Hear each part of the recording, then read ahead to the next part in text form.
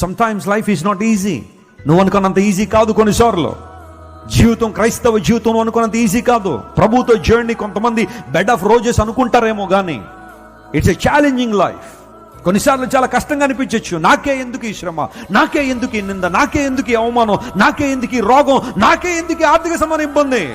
when my God is so rich, why I suffer poverty. నా దేవుడు అంత భాగ్యవంతుడైనప్పుడు ఈ పేదరికం నాకెందుకు, నా దేవుడు స్వస్థపరచువాడైనప్పుడు ఈ రోగం నాకెందుకు, ఈ హాస్పిటల్ చుట్టూ తిరిగే ఈ పరిస్థితి నాకెందుకు, ఈ నిందలు ఎందుకు, ఈ అవమానాలు ఎందుకు, ఈ ఎడబాటు ఎందుకు, ఈ ఒంటరితనం ఎందుకు. కొన్నిసార్లు అనిపించచ్చు. At the time focus on God. దేవుని వైపు చూడు. ఆయన ఏ పాఠాలు నేర్పించాలనుకో నేర్చుకో. నీ జీవితంలో ఇంకా ఇంకా ఉన్నతమైన స్థితికి ఎదగడానికి ఆ ఎదురుగాలను ఉపయోగించుకో. ఒకనాడు నువ్వు చూస్తావు, ఇందుకోసం ఆ దేవుడు ఈ శ్రమ నా జీవితంలో పంపించాడని, ఎందుకోసం ఆ ఇబ్బంది నా జీవితంలో పంపించాడని. ఐగుప్తు దేశానికి యోసేపు ఒక ప్రయోజనకరమైన గవర్నర్గా మార్చబడ్డానికి కారణం అతడు ఎదుర్కొన్న